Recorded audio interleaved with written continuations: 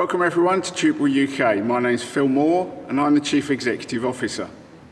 I've been involved in Tupelo since the early 90s as a player, firstly in a club and then onto the organising side. The sport has literally taken me around the world. We're currently living in unprecedented times and I'd personally like to thank everybody in education for what you're doing for our young children. But most importantly, through sport, how we are helping their physical and mental health. Tupelo has been around since the early 70s and we now have over 15,000 people up and down the country playing the sport on a regular basis. Tupelo is a sport that is non-contact and can allow children to achieve to their full potential. Throwing and catching are the core skills of the sport. Those that traditionally sit on the sidelines and maybe not engage in mainstream sports can really achieve within Tupelo. It can also bring others in that do achieve well within sport and bring those children together to play competitively in a new sport. So where did the sport come from? It started in humble beginnings in a field in Switzerland, invented by a Swiss biologist who was doing a study into sport and physical injury. From there, the sport is now played in over 40 countries worldwide. The sport was part of the World Games in Taiwan. We now have 4 versions of the sport. Indoors, which is our most played part of the sport. Outdoors, on grass, on the beach, and our latest version, wheelchair Tupelo. All of these ratified by the International Federation. Here at Tupelo UK, we're working hard to build a junior setup to bring children from schools through to international players. Part of that setup saw our juniors going to Singapore in 2019 to participate in the World Games. From there, they made friends with other players from around the world. So where can you play? Indoors, in a sports hall. Outdoors, on grass, in your playground. It really doesn't matter where you start, so long as the children are learning the key parts of the sport: throwing, catching, reacting to movement of the ball by the opponent. We're living in a world of tight budgets. How much does it cost to get started playing Tupelo? We're working with our partners at Bishop Sports, and you can order a Tupelo starter set for less than £400. It'll last for a good number of years and is a good investment. So get in touch with us and sign up as a member on our website. We'll do our very best to link you with other groups close by. Working with us, we aim to build that network, build exit routes from clubs and between schools to allow inter-school competitions to take place. If you'd like to find out more about our sport, you can find us on Twitter at Tupelo_UK or on our website, tupelo.org.uk. Now enough from me.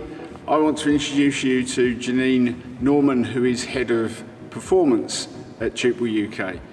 She is also the Head of PE at Harrogate High School, and she's going to show you a bit more about the sport, but more importantly, she's going to introduce you to some of the children that also play. They're the ones that really sell the sport. Thanks, Phil, and I'm here in the sports hall at Harrogate High. And hello to everybody watching from the PE conference. As Phil said, I'm the Performance Director for Tupelo UK. And my main focus is coach education and teacher education. And what is really exciting is I'm developing some online courses ready for the new year. So hopefully we can give you that information when it's available. So ideally, I'd have been stood here in a sports hall surrounded by primary school students playing Tupelo and showing it you in action. However, instead, please take a look at a video we collaborated with the BBC and Mike Bushell on Tupelo, how it works, and take a look at our amazing sport. It may seem like chaos, but this sport is a science in which you score by getting the ball to rebound off a net and land on the floor while your opponents try to stop you by catching it. Oh, well done. Awesome. At first glance, it doesn't look a bit like handball or even netball, but there's one big difference. When I get a chance to shoot, here we go, but look, no one's challenging me. This is one sport in which there's absolutely no contact. They're not even allowed to try and block my shot here. For that, we have to thank a Swiss scientist.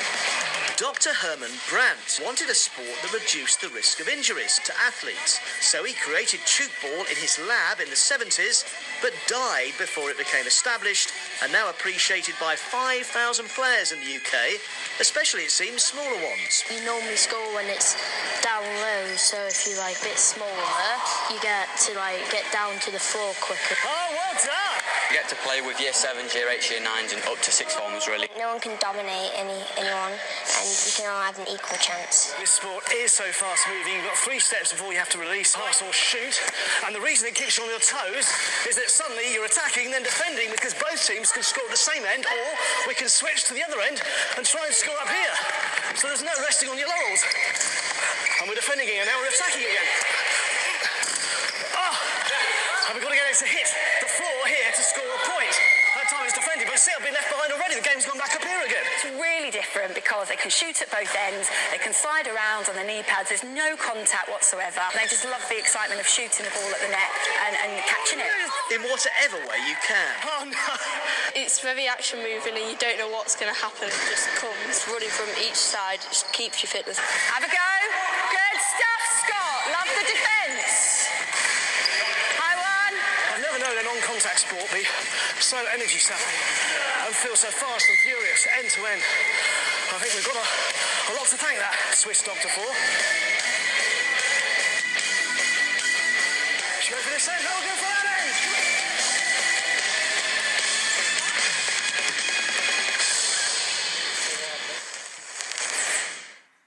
So I hope you enjoyed that. As you can see, obviously it featured students from a secondary school, but the principles of tube ball are exactly the same in a primary school.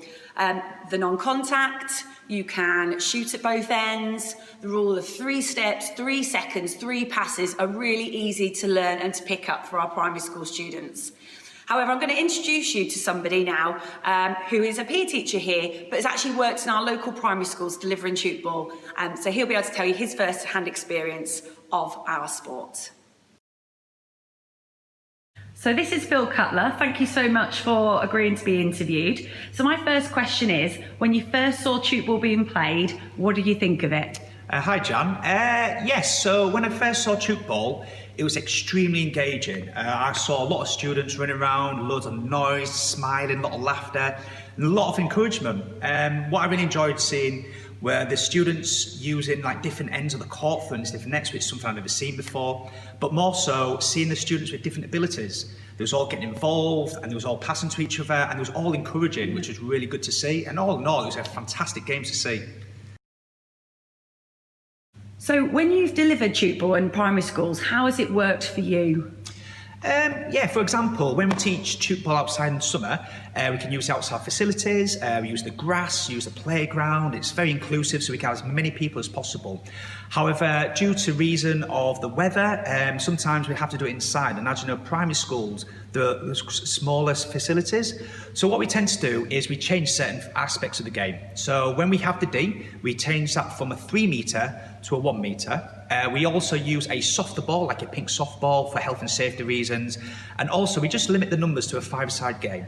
But however, all of these changes that are impacted on the game, they don't impact on the students' involvement. They still enjoy it, they pick up very quickly, and overall, they still have a great experience doing it. So Phil, apart from the usual skills and tactics that we would incorporate in our scheme of learning, what other key concepts have you included when you have delivered tube ball in primary schools? Yeah, so we were looking at the fair play and respect quality of the game, and I think it's really important for the students to understand this. For example, one of the students were playing and he threw the ball and it landed on the floor, which meant it was a point. However, one of the students did put his hand up and admitted there was a point, which was really good. That showed a lot of sportsmanship, honesty, integrity, which I think is fundamental in tube ball and at that age. Another thing that we look at is the numeracy element involving maths, because as you know, in tube ball, there's a lot of counting, so the students knew there was 3 passes, there were 3 steps, and there were 3 seconds they had to remember. And then finally, we looked at the angles. So when we go to tube ball, as you can see with the net, so I said to the students, if the ball's coming in at a certain angle, say it was a 45-degree angle and it was coming off, where should they be standing? So it's really important they understand where they are. Okay, so final question, Phil. I think this is really important for those at the PE conference right now. What feedback have you had from the primary school teachers who you've worked with? Well, overall, I think the feedback's been fantastic. It was really encouraging to hear that the schools have been keeping doing this throughout the summer. So they've been able to use the grass, get the kids involved a little bit more, and also it's a little bit different to the usual sports they play in summer. More so, they were able to do their own fixtures and their own games. But on top of that, it was great to see them doing after-school clubs, which was really good to hear. So they've been doing stuff after school, and more so in the break times, they've been doing it outside. So they've had teachers come and they've been practicing their ball, hand-eye coordination, and it's even getting teachers involved who've never done it before. But yeah, overall, the feedback's been fantastic, so it's been really good. Awesome. Thanks so much, Phil, for your time. You're welcome. Thank you. Cheers, guys. Well, that's it from us. Just to say, please do go to the Tupelo UK website where you can sign up to be a member completely free. Everyone who does so, I will send you a resource pack in the post for you to get started. Thanks so much and look forward to meeting or emailing you in the future about Tupelo. Have a great day and back to Phil, more. Thanks, Janine, for that insight into the sport of Tupelo.